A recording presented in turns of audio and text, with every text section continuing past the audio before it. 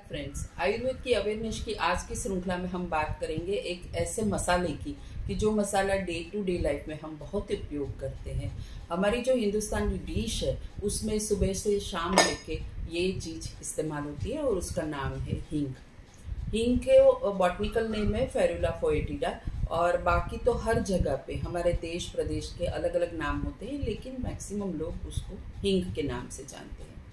ये ऐसी चीज़ है कि हम चुटकी भर हर व्यंजन में डालते हैं। जो भी नमकीन होता है या जो भी पुलाव है या दाल है या सब्जी है या कुछ भी मटरी से लेके हर एक व्यंजन में पड़ता है। लेकिन ऐसा है कि ये चीज़ जो चुटकी पर डालनी है वो भी हमें प्योरिटी मिलती है कि नहीं, उसके ऊपर उसका मेडिसिनल इफेक्ट होता है। उसके ऊपर हमारे जो भी व्यंजन बनाते हैं वो किस हिसाब से हमारे वहाँ हमारी हेल्थ को सेहत को प्रदान करता है वो नक्की होता है। हींग को देखा जाए तो ये बहुत ही टाइप की मिल रही है, लेकिन आज हम लोग आपको दिखा रहे हैं जो मेनली 3 जात की होती है। ये होती है हींग का रस, मतलब गड्ढा जो बोलते हैं, वो सबसे अवेलेबल, फ्रीली अवेलेबल है और थोड़ा सा सस्ता है।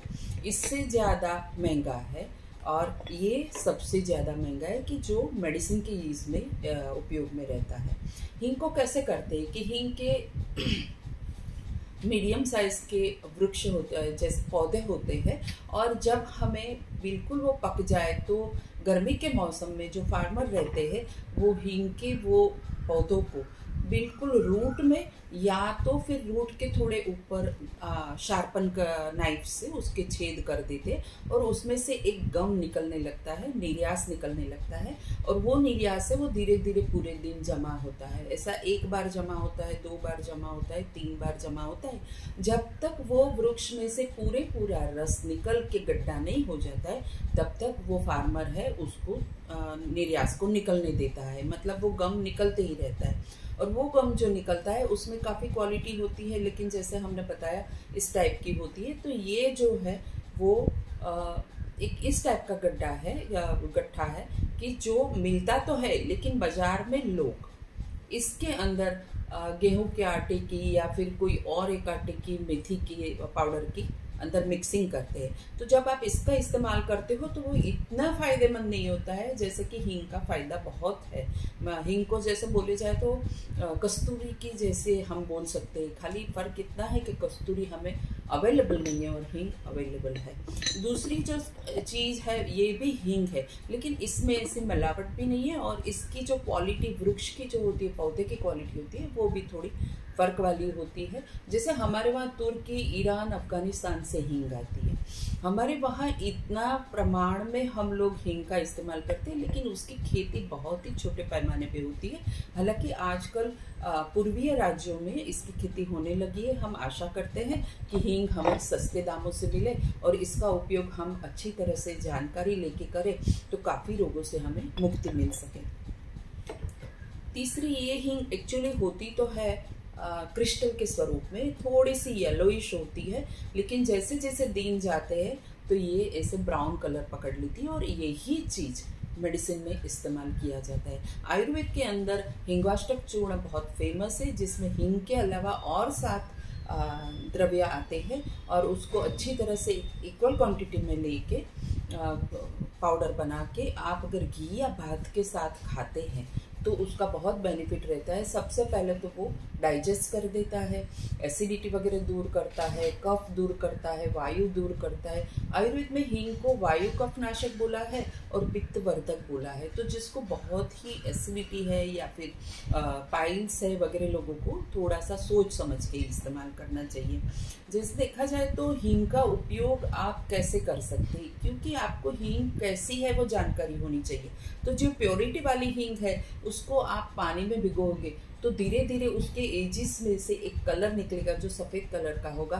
तो जब आपने हींग का गट्ठा डाला है, ऊपर पानी डाला है, तो वो थोड़ी देर में पूरा पिघल के मिल्की वाइट हो जाता है। तो ये सबसे सच्ची हींग है। लेकिन समझिए कि आप ये हींग लेके आए हैं, इस टाइप की हींग आप लेके आए हैं, तो फिर इसका इस्तेमाल कैसे करना है। तो इसको देशी काऊ के घी में, गाय के घी में इसको अच्छी तरह से सेक लेना है और सेकने के बाद उसको पाउडर बना देना है और चुटकी पर आप आपके व्यंजन में डाल सकते हैं। तो कभी कभी ऐसा भी होता है कि भाई चलो ये हींग भी ले ली आपने, ये हींग भी ले ली, और दोनों को घी में सेक के एक अच्छी सी बड़ी डब्बी आप पाउडर की बना के रख सकते हैं, ताकि हींग का इस्तेमाल उस हिसाब से किया जाए। ये चीज़ है वो हींगू कर्पूरवटी में इस्तेमाल होता है। लेकिन एक और भी चीज़ है कि कस्तूरी की प्योरिटी कैसी है वो जानने के लिए भी ये हींग का इस्तेमाल होता है। देखा जाए तो मेडिसिन में ये हींग इस्तेमाल होती है, लेकिन अगर आप घर में करना चाहे तो इसका बहुत ही संभल के कम मात्रा में इस्तेमाल करना चाहिए। इसीलिए हींग को प्योर स्वरूप में नहीं यूज़ करना चाहिए, और उसके बजाय जैसे मैंने कहा मेथी का आटा है या गेहूं का आटा है या इस टाइप की खड़ा हींग लेके उसके अंदर मिक्सिंग करके आपको इस्तेमाल करना चाहिए। हींग का और क्या क्या रोल है? सबसे पहले आयुर्वेद में उसको बोला है संगना स्थापक। संगना मतलब आपकी सेंस को एस्टेब्लिश करने वाला। तो जो कन्वर्जन के पेशेंट है या एपिलेप्सी के, जिसको फेफ्रो बोलते हैं या जिसको एपिलेप्सी बोलते हैं, जिसको कभी सीजर्स बोलते हैं, वो सब के काम में हींग चुटकी भर देशी हींग को लेके उसको नाक में डालने से या उसको सूंघाने से वो तुरंत ही जो बेहोशी में होता है वो पेशेंट वापस आ जाता है। इसके साथ साथ ये कार्डियो प्रोटेक्टर भी है।